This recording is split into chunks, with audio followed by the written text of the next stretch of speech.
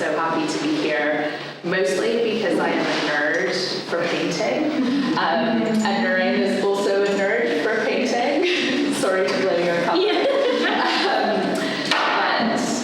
But what I hope we can do in this conversation is dive into what these works are. So, can I introduce you with that, or is you hugely? No, I'm okay. Okay. You all know Noorain Inam, I think. And this is her second show in Indigo+Madder, and it's called Go to Sleep, It's Just the Wind. And this body of work really emerged from a residency that she did in Cornwall last year and one again earlier this year. And I think I can say that it feels like her most ambitious show yet, where this work is developed and has pushed her practice not only in painting and the types of subjects and feelings that pour into the painting, but also because for the first time she is presenting sculpture and installation that moves into other mediums. You trained as a painter, and you trained as a miniature painter in Karachi before coming to London to study at the Slade, and I hope we will be able to go through that in the conversation. As well as pick apart why these paintings look the way that they do, and some of the subject matters and motifs that we see reoccurring. And for me, the really present ones, which I hope you will also look behind you to have a look at them, but they are landscapes, bodies of water, mountains, clouds, sources of light and energetic sources of light, fire, lightning. We have figures, we have animals, we have familiar motifs in her work like carousels and also spilled milk. And for me, what is so exciting about them is that they are enigmatic. They put forward fragments of stories, but they never reveal what the story is.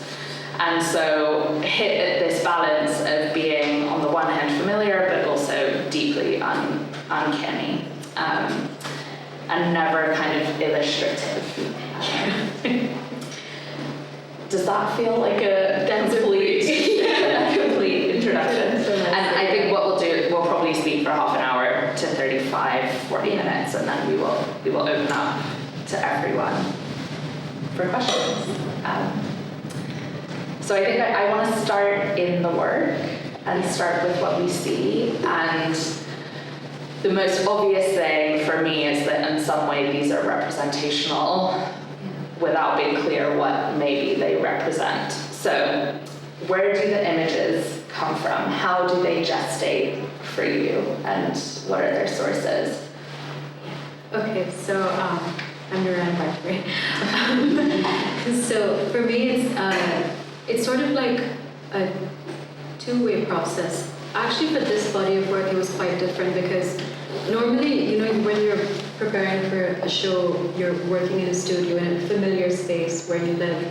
When I started this body of work, I had just sort of begun my residency at Cornwall. So I was adjusting to a new space, culture, town, and also the lighting there. So I wasn't able to sort of rely on the formulaic way of working that I'm so used to. I had to kind of rework that whole system that I had. So instead of, going in and immediately starting painting, I started collecting references when I was there.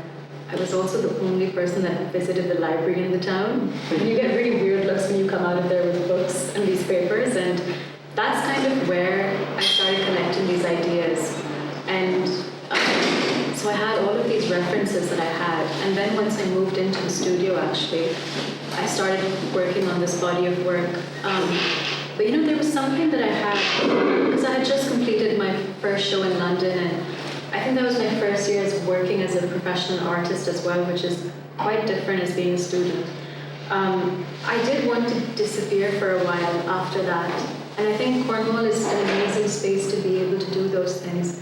So these works kind of feel like traces of my experience of living there, coming back in London, living life, and then coming back in the studios and processing. So the images actually were things that I had seen in my own life. And I have this conversation with a lot of painters who collect their own photography and, they look at their own pictures. I'm not too good at taking photographs. I like to, if I'm looking at a chair, I like to go to like a store and I will look at a lot of, different types of chairs and different types of furnitures. So each painting that you see is actually something that I've seen in my own life in some capacity. Like that cliff one, for example. I had gone to Zeno, and it's this very remote part of Cornwall, and I had done a hike, which I wouldn't recommend doing in sandals, but I did anyways. And if anyone wants like the fear of God to come into them, you have to go on that hike, because if you take like a small slip, you just fall. And there was a moment that I had when I was there, and I never really understood the structure of a residency too. I would read about artists that go off and they disappear into these places. But it's a space where you get to really confront parts of yourself that you're not entirely comfortable with too. And I think that kind of opened a whole different avenue for painting. And that's where this whole body of work came from. And when I look at it too, sometimes I feel like, oh, that's a lot. A bit overwhelming. But yeah. Well, you've talked about confronting parts of yourself in the process of painting. But that when you say that, the other thing that comes to mind is scale. Yes. Because you are working on a very large scale, and I know that when you moved to London and came to the Slade, that was a point at which you confronted scale.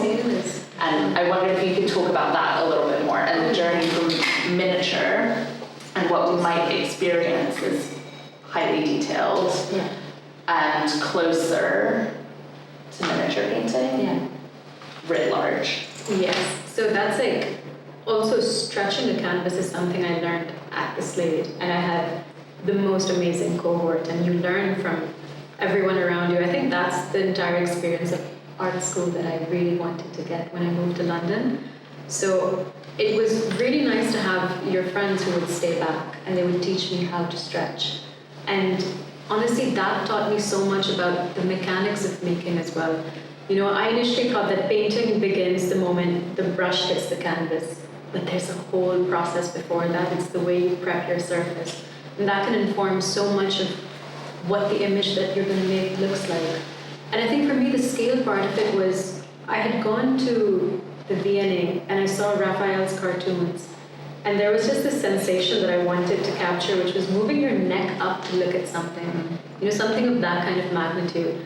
I don't think I have the physicality to ever pull that off. But I think that was something that it stays in you like muscle memory.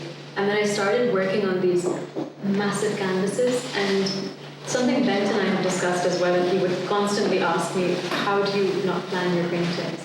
It's such a spontaneous kind of intuitive process.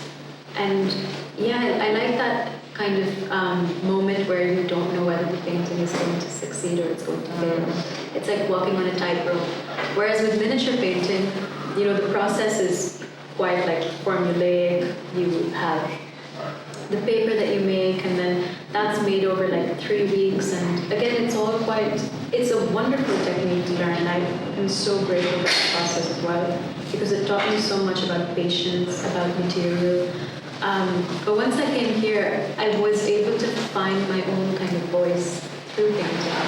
And paintings can be, expansive and very personal. I found a way to find quiet moments in the larger works as well. So that's why I like to zoom in on these details where you see it. Yeah, that's where the works come. And do you attach story to them? Yes. When you look at a scene, like for you, maybe this is actually a great example because it's behind us, that I think we might be able to see motifs that actually we can read as symbols without necessarily knowing what the symbology is or what they might be. So you have the house or the structure that's ablaze, you have the lightning, you have the theatrical curtain and this drama of distilling milk. You have these dismembered hands maybe in a gesture of offering. But how would you read this? So for me, I have two ways of sort of looking at it, especially when I'm looking at the paintings. Once I've completed them, I'm able to maintain a certain amount of objectivity. I think that's it's a way to remove yourself from the narrative, because you want people to project their own experiences onto it. So they don't necessarily feel autobiographical, but with this one, I was thinking about atmosphere and fear. What's the sensation when you enter a room and you can't really explain why, but you do feel scared? It's something that you can't really make sense of. And I think fear is something that follows you because it's intrinsically linked to every emotion that you feel, right? The moment you love, you feel losing. The moment you grieve, you feel the feeling not stopping. And I think that's where this painting was coming from, is all the things that I was scared of. So how do you show the presence of someone without a body, for example? So it's the spilling milk. And Wells knows this, but I collect references extensively. So I looked at so many different types of spills, even milk advertisements, anything that I could find. And that's kind of where it comes from. And it has to be, I don't know, but this is something for me, maybe other painters would feel this way. It's got to be specific. I don't know why. I needed a very particular kind of spill to be able to get this drama. And the curtains, again, you're going to see that they mirror throughout the show as well. I sort of think of it, I'm not going to draw the parallel because it's not going to make me sound smart, but film Easter eggs. When, like, at the end of the movie, they tease something like, this character is going to come back. I think of that with painting, where it's like, if you find a motif that you really like, I like them to, I like to tease them across the other works. So you will see curtains and a small painting on the shelf, actually. And all of the windows of the works actually lead up to the next painting. And behind you, the two works on this wall, you'll notice there's a tarot card at the top of the hill, and there's a miniature figure coming out of the fire. These paintings were made side by side, so it's actually working two paintings at the same time. So I really think a lot during that process, and I think that's the time when I wouldn't allow anyone to come into the studio, because it looks like someone's losing their mind. But yeah, I think I like that, because a body of work should feel like a dialogue with each other, right? I don't think of these paintings as independent works. In a way, they feel so connected with the entire series. Maybe except for that one. I have like a very special relationship. We've talked about this one. Do you want to talk about it's that just one? my favorite painting. This is like telling people, oh, I learned how to use Premiere Pro. But I think it was those moments, and in a residency, you're working and I made it a point to go every day to that studio, because I can't emphasize enough. That's why I'm also so grateful for Wells' friendship and the opportunity that I got, because that studio has a kind of light that is so unique, and it's a very different way of living, because you're just committed to making, and that's such a gift to have as an artist, to not really worry about bills for like 3 months. And so while I was painting there, I had made all of these paintings, and I had one small canvas left.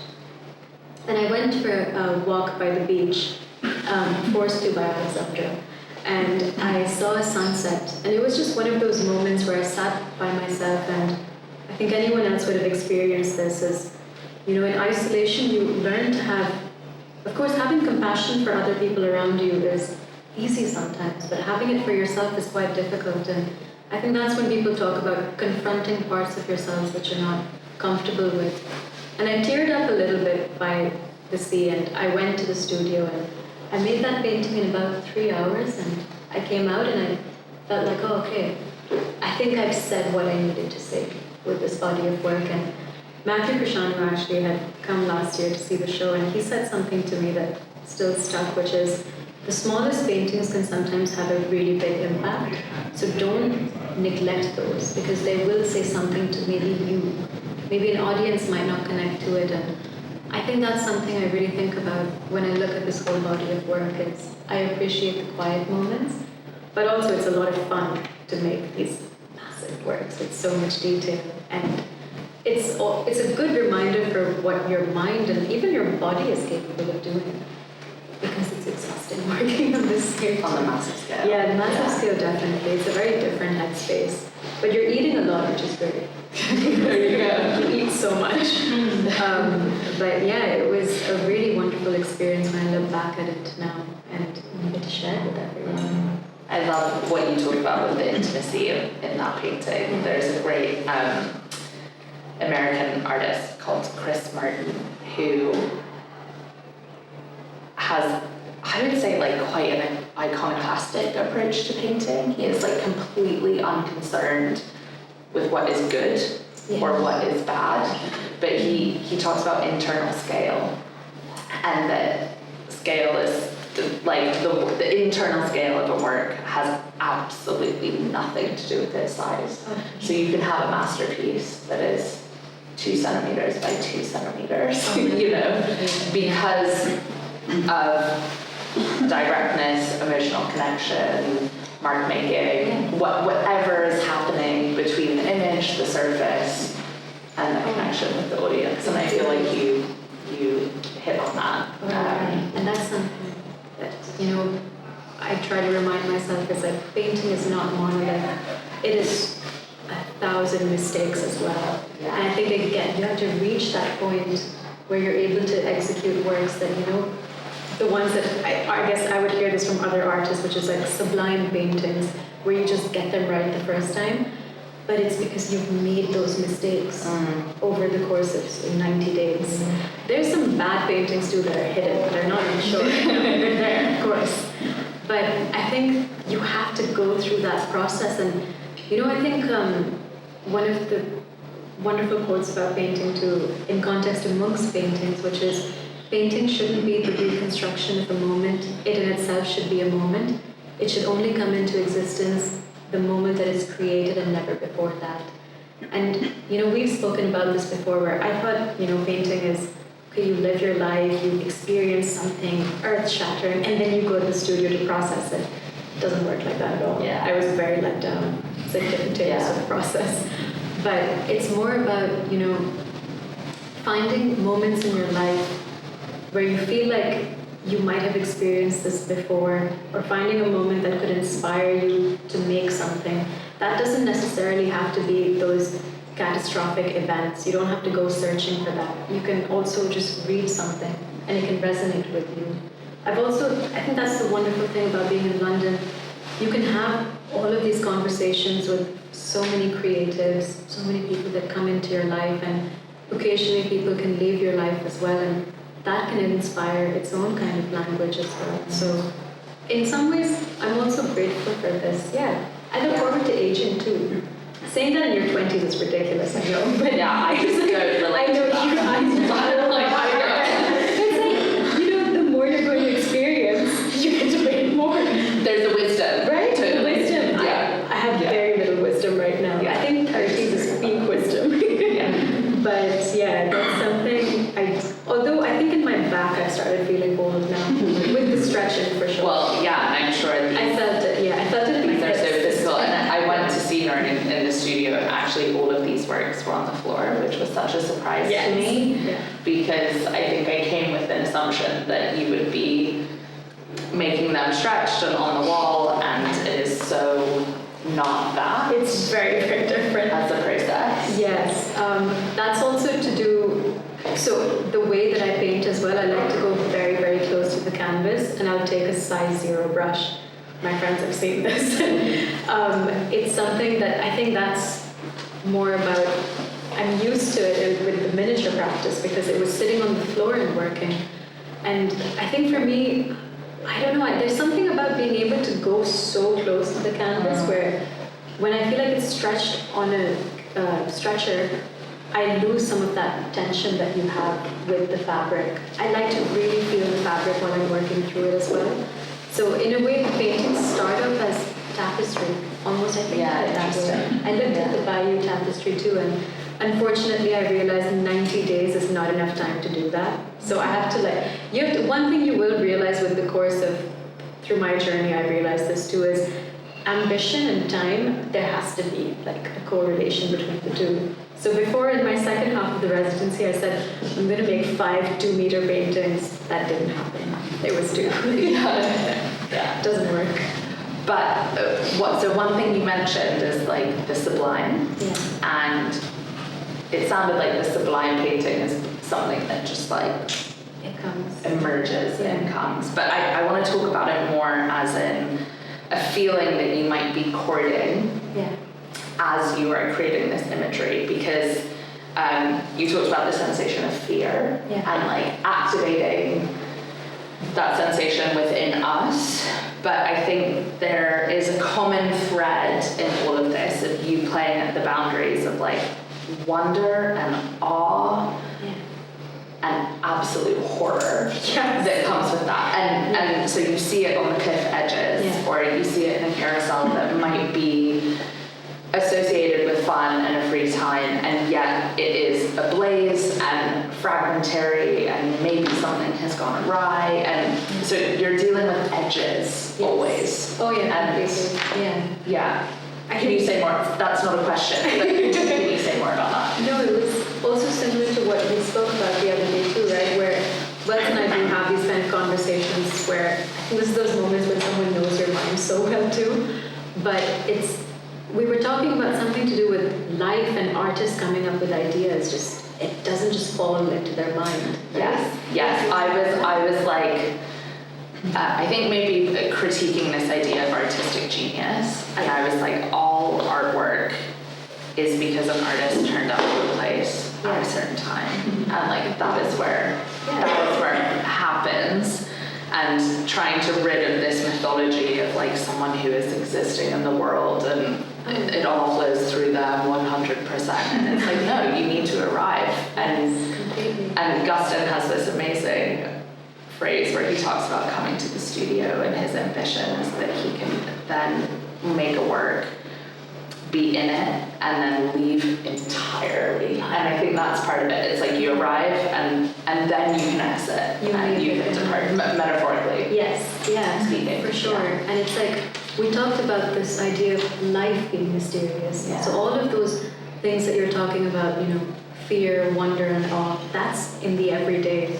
I read this quote about the ordinary is fantastic and the fantastic is ordinary. It's like real life is something that can also be quite unsettling too. The mundane is just as unsettling. There's this painting by, I'm going to say his name wrong, Konstantin Korovin. It's this Russian painter, and it's just a normal still life of a living room. And that painting unsettles me so much, I can't explain it. There's something about the stillness of it. And I think I remember talking to Bent about this, where I said that life is tumultuous. It shouldn't be like that, right? Whereas I feel like these paintings in a way feel more real to me, because all of these things that we experience, fear, and fear is essentially a mirror too, right? To all the things that you don't like about yourself, that you might be uncomfortable with. And I see love as a window. But it's someone else's world. I don't think I would paint about love. Maybe the aftermath of it. I like that. Or what makes someone completely change their life for another person. But I think so. Fear has followed me in many ways in these paintings. I also love horror films. I had a love for it at a very young age. My dad made me watch The Exorcist when I was very young, so that staircase scene has haunted me forever. But there was something about, in all of those films too, I felt like horror is rooted in a lot of empathy too, because it reminds you about the reasons why you want to be alive, right? Yeah. When you're in that moment. Yeah. And I think for me, I'd like to tell these stories through that, because I think there's something very human about that. We've all experienced fear, grief in every capacity too.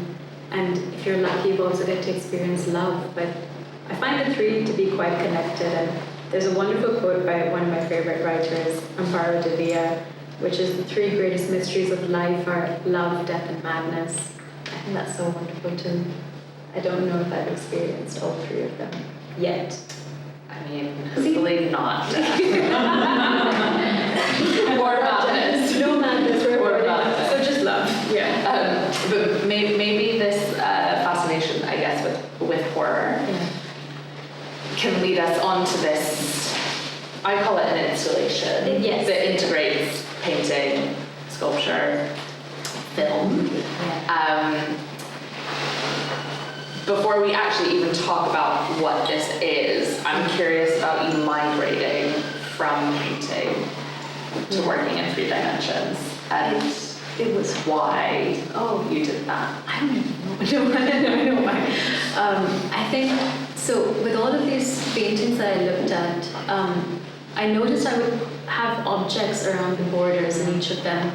I started to think of these paintings as like, okay, if they were supposed to come out in a physical manifestation, what would that look like?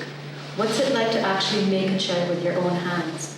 And I had done sculpture for like quite some time back home in Pakistan, and I'd worked with carpenters too, and there's such one, because I come from a culture, the tradition of craft is so close to us, and I got to work with a wonderful carpenter and getting yelled at by in your own language is a very humbling experience. So learning how to use a sanding machine, working with the wood, and there's the physicality of the material, and I think we've talked about the mechanics of making too. Yeah, a lot. Yeah, that's one of the most, I think, important parts of any medium that you're working with. I think I've spoken to a lot of directors as well. I love taking inspiration from filmmakers, and when they talk about, how important every stage of that process is, it's essentially the same with sculpture or painting too. And I think in some ways, not that painting is limited. I think painting is one of the most exciting mediums to work with. But there was something that I was trying to put across with that installation that I knew maybe painting wasn't the right way to do it. And film, because I use a lot of film references in these paintings. And they feel very cinematic. And collaged almost. For like sure. You're stitching scenes and narratives together. That's like my desktop is saved as like film inspo, and it's just Hitchcock everywhere. It's like Interesting. vertigo scenes, and I think that was something my parents really got me into, was film. I've recently learned about this, is a lot of artists wanted to be filmmakers. I'm not one of those. I'm not in control design. No, I think I'd be a horrible filmmaker. I've learned to conduct video too, because it was a struggle. But I think film, to me, it just felt like such an easy access into that world. And then the curtains was something I was really thinking about, of the way that I wanted to show this. And it was a very different way of thinking. And it's exciting to do your first installation, but the paintings will set you up to be able to do something like this.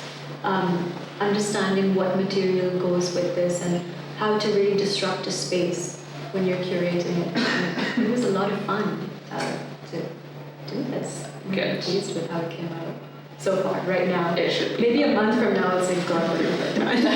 It's horrible. But it was also, the ladder was placed there so people could come and, climb it to look at the chairs. And I like that sense of like slipping between like what's concealed and what's seen to you. Absolutely, yeah.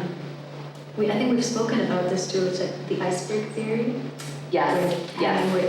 He had coined this theory. One of my favorite ones, which I apply to painting, is something about the tip of the iceberg being everything that you can see, and that's what's presented in front of you with the book that you're reading. And the bulk and the base is what's in the writer's mind.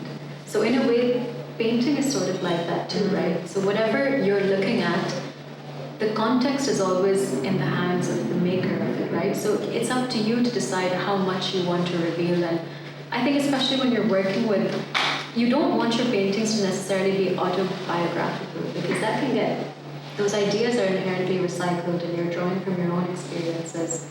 I think the wonderful thing about it is when someone can project their own life onto the works, and that's something that I get to explore through painting. Yeah. And you very much draw on your own experiences, but transmute those. Yeah. Also drawing actually on like a whole baggage and iconography in painting. Yes. So that what you end up with is baggy enough for people to find their way. Oh yeah. I wanted to pick up a little bit actually on art history. Yes. And some of that baggage, because one of the references for me, which might not be true for you at all, but I see so much in this painting weirdly as a figure like Fra Angelico, Yes. who we have talked about, maybe worked in the 13th century in Italy, completely within a religious context, but trying to express in some way a mystery around miracle. So he also had these kind of dismembered hands and forms. I think similarly, so much of this work to me feels like about transient states, like things that are in passing or at a moment of change. And I think he did that too. So first question is like, do you have artists you steal from? That's a good one. Yeah. None of them are alive. But I do look at, surprisingly, a lot of abstract painters, which takes people aback sometimes. I looked at Joan Mitchell with that painting especially. I think especially when I'm looking at landscapes. And I looked at a lot of Caravaggio. Because when I study, if I paint feet, and you know this, I'm an idea hoarder. I have to look at every kind of foot reference. And I studied the way that he was painting these kind of religious figures as well. And there was a deliberate choice with the sort of skin tone that he was using, because he was trying to show that they weren't biased after all. Yeah. And that's one of the interesting things about your color palette can convey so much. And again, there's so many references in this one too. There's a pagan altar, which is the border of this. Because also Cornwall, St. Ives was, interestingly enough, it's not a Christian town, it's actually a pagan town. That was in the Dark Ages for a very long time. I have so much knowledge about this now, which I need to get rid of. So one of the interesting things about that is as well, it opens up to, like we've discussed previously with spirituality, occultism, this fascination about the other and, other ideas of, I think, the belief system in a way. And I like that to be kind of a reference for your paintings. There's a lot of, you will see like Cornish kind of landscapes at the bottom. I looked at Barbara Hepworth's sculptures as well, but I was looking at the negative space that she had in those, because the way that they're made is kind of, you can walk around them, but you would see, because it's a garden, so you would see patches of green coming up through. So it looked like almost light. And that's sort of what I was trying to capture at the bottom. I think also one of the crutches of being sort of a miniature painter is, and we've spoken about this, is, you never want your references to feel like ornamentation. And of course that's, the history of it is the transcripts were lost, unfortunately, so we don't have context to what we're looking at. So there's a kind of vacuum in that. And that's something I've noticed where artists, I think, the 21st century really do struggle with, is finding context to what they're looking at. So when I do put a reference, I always make sure that it has to serve a purpose in the painting. Yeah. And to know where it's coming from. There's a hand of God at the top of the painting, and the ear is actually Max Ernst. So I was, it took me a long time ago, was reading Breton's manifesto, the Surrealist Manifesto, and there are a lot of artists, Bent, who rejects the term, which I find really funny. This is Bent Ackerman. So we were in conversation for the last for weeks when I was in Cornwall, and we talked about surrealism extensively, and he sort of felt like, his paintings don't connect with it. I don't really mind the term as much, but it is quite catered to a more Eurocentric movement. I mentioned to him once as well that my grandmother used to tell me the story about birds eating from the moon, chunks of the moon, that's their dinner at night. And I felt like that could also be surrealism, right? Anything that you can't really make sense of, or something that's about wonder, can be surreal. So I didn't reject that entire idea. I still extensively study Leonora Carrington's work, and especially their lives.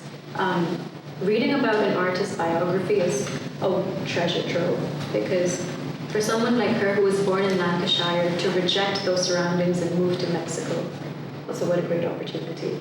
And then to make a body of work surrounding that, where you feel like you don't necessarily belong in a space, which is something I think all of us must have encountered at some point in our life, where you feel this sense of detachment from where you are. And I think I'm conscious of all of those ideas while I'm making these works as well. As you have to really understand the person who was making these paintings to get into their headspace. Yeah. It's kind of like method act. I'm gonna get like slapped for saying method acting. You want to get under their skin and understand this person. I mean, I feel like that is art history 101. Right? In some way. You need to know like, that. To understand why something looks the way that it does and why it was made the way that it was. You have to get under the psychology of the maker Right, yeah. and everything that they were adjusting, as well as then all the societal and economic structures. Yeah. That's it. It's that so, is it. That's so true, yeah. And you sail very close. Very, very close. Artists. Yeah, and it's a wonderful opportunity to get to really do that. And I think documentation of art history is so important as well. I come from a place where there wasn't a lot of it. And when I moved to London, the resources here were something that I took full advantage of. Going to museums, going to galleries, seeing Rothko's works in the flesh for the first time and having that reaction. I remember the first time I saw... Is this a Rothko? Is this a secret show? It's a secret of... I'll point to that. Actually, yeah, how'd you know? See, this is what happens when someone knows your brain too well. But that was like, I have that sensation of my uncle bought back this MoMA kind of gift bag, and it was postcards of Rothko, and I initially thought, wow, they're such nice tiny paintings. I mean, you never really understand the scale of it until it's presented in front of you. And people talked about having that big experience, and I did get to have mine, and it was a really wonderful time. And yeah. So, this is a segue, but I want to talk about writing, and I want to ask you about your titles, and I'm just going to read some of them out, which I hope isn't too embarrassing, but I think they play on this surreal. So, teeth made of wood, or so I was told. A magician with a carton full of empathy, the unbearable lightness of forgetting my name, my neighbor's an insomniac, 12 short films about being a mattress, a moon that surrounded himself with the most interesting stars, the virtue of disobedience, I guess, a vinyl player, a poet, and a con artist. They are lengthy, poetic, often quite humorous, absurd. They play on the ridiculous. Where does titling come in your process, and also how important to you are they, and yeah, where do they come from? You know, when I hear them back, I think, what is going on with this person? I think for me, it's again, it's a way of the same thing we talked about. It's like how much you want to share and reveal with people who are looking at the work, and it becomes a kind of guiding thread. And the humor is, you know, I think that's the time when I do remind myself I am in my 20s and having fun with this as well. Humor can be a great way to look at some very difficult and scary questions too that you might have. A vinyl player, a poet, and con artist is one of my favorite ones too. Who hasn't been in that situation? I think that's like the way that you get to draw from your own life sometimes, or something, a story someone may have told you. And that will eventually feed its way into the paintings. And, you know, I remember talking to another artist about this, the idea of, you know, storytelling through painting, because it's something that's so dear to me in the process, and I feel like I'm quite connected to it. And I understand there's some artists who are driven by image, driven by color, but I think each painting can inform a different way of making. And the titles for me are a way of letting me know that the painting is complete when it says what I was trying to say. My neighbor is an insomniac is also, that was taken from working in the studios very late hours. There was a man outside the window, because I was right outside the beach, and he had a metal detector every night at like midnight. I don't know what I hope he found what he was looking for. And I felt like he was kind of my neighbor the entire time. You know, I do think we probably did cross eyes and look at each other, and he thought, who is this psycho working at 3 a.m? And it was me. And I think that's, you get to look back at some of your own experiences through these titles and think, I remember when that happened. But yeah, it's there's also, again, another, I'm quoting way too much Hemingway, which is not good, but he had a wager that was placed with his friends about the shortest story that you could tell within 4 words. And they said, you can't tell a story like that. And he said, yes, I can. The story is very dark, and I don't want to ruin the mood, but you can look it up later. But it's this idea that you can give away the context of the story within a couple of words. And that's what titles can be too, you know. It's just 4 words strung together, a violin player, a poet, and a con artist. It can be so many things. Yeah. It can be one person too. Yeah. We don't need to talk about that. Yeah. Specific and baggy from somewhere, but roomy enough. Yeah. I want to open up to everyone in case other people have questions or observations about the paintings. I think the beauty of being all together like this is that we can make it a dialogue. So, anyone feeling brave? Yes! That was great. Firstly, you really tell that you guys talk a lot because it was so comfortable with each other. You spoke a little bit about this oscillation or like at the edges of awe and wonder and horror, and what I see is also this, in the similar vein, the idea of like dreams and nightmares sort of merging. And the one thing I did notice is this motif of the bed recurring, and the bed in a very public place, the bed can be quite private. And I wonder if you can talk to us a little bit about this motif, the bed, and how that sort of came to you, or how it's developed and what it means. Oh yeah, for sure. It's such a good question too, and I think a bed serves as a kind of departure point from reality in a way. You know, the moment where you start dreaming, there's like, it was Freud's unconscious mind, right? Where it's like the moment you begin to dream is when you tap into your subconscious in some ways. And I think it's the one place where your memories and your imagination can coexist so beautifully too. And in the form of a nightmare sometimes. And beds are a motif which I've seen so many artists, you know, have their own relationships with it. I looked at Louise Bourgeois' drawings as well, for beds, and the kind of compositions that they have. And they can mean so many things to so many different, you know, artists and people in general. I think for me, the bed serves as that departure point between, is what I'm seeing real? Am I dreaming? This show sort of feels that way too, as, you know, have I seen a carousel on fire, or was it just a figment of my imagination? And I like that, I think. So beds became a wonderful way to explore those ideas. And yeah, I'm a furniture girl. Is it like a portal? Or it's like representative of some kind of portal? Yeah. That's a transition state. Definitely, it feels like that. You know, there a lot of cultures too, like some people have this idea that it's a myth or a belief that when you sleep, it's also the closest you get to dying, which I find so strange. I have insomnia too, so for me, I have like a lot of sleep struggles, which you can clearly tell from the paintings. Yeah, a lot of late hours. But yeah, I think the beds became a way to explore all of these ideas, and it felt like a natural progression from chairs. I was a chair girl before this. Yeah. Yeah, I was wondering something.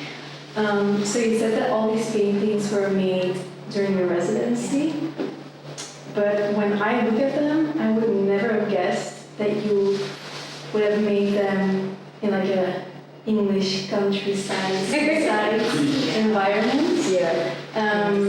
Which is beautiful. But I was wondering how you combine your own culture and then this setting in your paintings. How does that work for you? Oh, yes. It's also something I realized you can't really escape. You know, who you are and where you come from. Mm-hmm. There are ways where I did struggle with that a little bit when I came to art school. The first month, I was struggling with this idea of Western versus Eastern painting, where I come from, and I realized that all of the knowledge that I have is just as valuable. You can always tap into it and use it. So in a way, Cornwall to me was quite a gift I got to come back to miniature painting, which I hadn't done in a very long time. Because again, it's the gift of time, essentially. I never saw the residency as an experience of, drawing directly from the landscape. I saw it as, I've got 90 days to make whatever I want in this unfamiliar terrain. And I think every artist would respond to it differently too. There were some moments where, you also have to allow the light to come in some ways. And I think there was a lot of darkness in the paintings towards the end of the show, the last show that I had done. But when I went there, I said, I'm never painting the sea. Like, I remember texting Kritika that and I said, you're not seeing any sea paintings from me. And there's one right there. And it's my favorite one, which is such a bummer. Yeah. But I think you also got obsessed with water when you were there. And like water, and we talked a lot about a poet called Alice Oswald who writes about water and grief, and she was, well, you can say more about Nobody, but this long poem that is a retelling of Homer's Odyssey, and it was like the landscape, I think, worked on you. Oh, for sure. It's quite intensely. Yeah, and she's got a wonderful lecture at Oxford where she talks about the link between grief and water and how the two constantly flow together. And it's the way that she writes about water is so different, because I think throughout history too, especially with a lot of male writers, it's man versus sea. It's a challenge. Whereas with Oswald's writing, it's surrender to the sea. And when you are in front of a vast body of water, you can't help but feel a bit intimidated. And I'm not a great swimmer either, so I think I have plenty of moments like that. And I did think about that a lot while I was there. And her writing, in a way, was quite healing as well. I think it's again the same thing of, periods of isolation open room for that. You don't normally get to think about your past experiences or your life, while you're living in a city.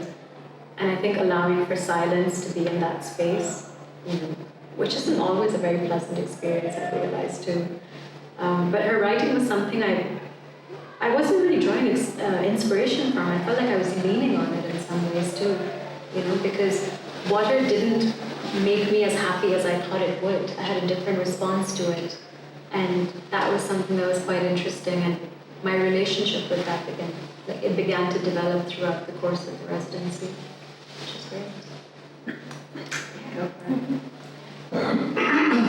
I don't know if it's a question or just an observation.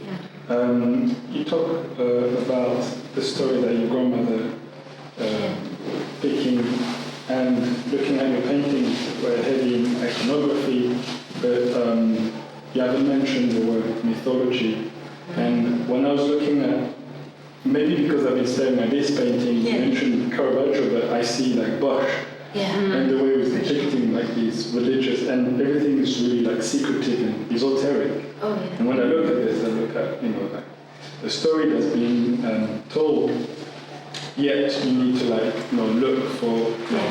So I was wondering if was the story you saying you telling, and also the water you mentioned, the water and the Carl Jung, and there's all a lot of these parallel between spirituality and water, and how in mythology water is a metaphor for this journey to your spirituality, and I can sort of see it also in your painting, this travel into yourself, and look for the light that you've mentioned earlier as well.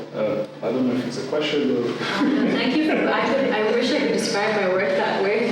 That was so beautiful, but it's true. I think there are a lot of mythological elements of, miniature painting. And there's a painting that I also just wrote to Wells. It's called The Birth of Evil. It's a Basoli school of painting, which came from the Himalayan foothills. And it's exactly what you're describing too. It's these very intense clouds, and there's light pouring in, and it's scary, it's confusing, and it's all about mythology. But I found those stories to also be almost like metaphors for real life too, right? All the things that they were discussing at the time, the things they were exploring, it's everything that you and I might have experienced in our life too. It's just more fantastical in some ways. And yeah, this painting as well is, it's sort of the sensation of meeting someone for the first time, for example. You hear with your ear, and that's in the window, and touching the ground with your feet, and there's a hand with which you feel. I think I see this painting as almost a body, and I like to tell that to people where it's like, it doesn't make sense because there's no face, but there's an ear, and it's all about sensations in some way, which I think that's what painting is, right? You're trying to capture the sensation of also being alive. It's a phenomenal instrument for feeling. Right. Yeah. It's such a great one. Yeah, thank you for your words. I think there's a lot of unfinished quality, or you say finished, unfinished, and you also talked about bad painting and good painting. So can you dive in more deep in that? Oh, yeah. How is it related to finish, unfinished? Of the rawness For of me, the it's painting? like, I'm not too concerned with proportions, for example. And this was something I understood at the Slade once. I was really struggling with painting a hand. And I had a friend come into the studio and I said, I can't get this right. And she said, well, is the painting about the hand? And I said, no, then it's fine. I said, no, that makes sense. So it's about, I think, knowing the intention with which you make. I think intention is so important in painting. If your intention is to create a very perfect image, like I think that on its own is such an admirable way of painting as well. Drafting is so difficult, the technical skill of it. But I sort of abandoned that. I've been painting for also many years. Since I was about 14, I had a very intense teacher. So it's almost been a decade of working where I feel like I was able to abandon those, the structure of what a good painting constitutes. I think sometimes, I see a lot of proportions going off in some of the paintings, and I feel like that's okay too, because it's not reality. And who says like real life chairs make sense too? I've seen some chairs be very wonky. But yeah, so I hope that answers the question.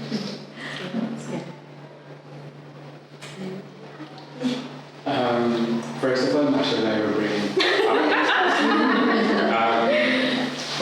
I guess painting, of course, is like such a visual medium, but how I perceive painting is more like language. Yeah. And what I feel is like it captures this dialectic of language quite well. Whenever I look at your paintings, I like linguistically start thinking of how horror and joy often has the same root. Yeah. Awful, awesome, terrible, terrific. Do you get the same sense when you're like painting? Yeah, definitely. Oh yeah, definitely. And again, this is like the wonderful thing about writer brains too, is they're able to access your paintings in ways that you wouldn't really think of. I do think about words a lot. And the other day we were discussing words like that just hit your ear, right? What was the word that I had? Sensation. Sensation is like ION basically. ION words, yeah. I think sometimes paintings do feel like those notes as well, that some of the words just, you get them right, and it's saying what it should say, and it's kind of like what Wells talked about, it's being the edge of everything, right? Yeah. Fear, awe. I think all the words that you describe too, it comes down to that wonder of also just being alive and experiencing something new. And I do have those moments, the terrible ones as well, when I'm painting and you make a mistake. I'm not going to say the word that I say, obviously, but I do think about language and painting as well. And in terms of making that video is the first time I actually did reference any kind of language. And I've used Arabic and Urdu because where I come from too, a lot of us are able to read Arabic, but we don't have the context. And the conversation that's taking place in the film is completely out of context as well. And I think that's what makes everything so strange. And it's amazing how language can do that. And I'm so excited to work with it. Yeah, I feel like this is a whole other conversation too, because we've talked about the differences between translation and transcription and creating, copying. There's so many nuances. Oh yeah.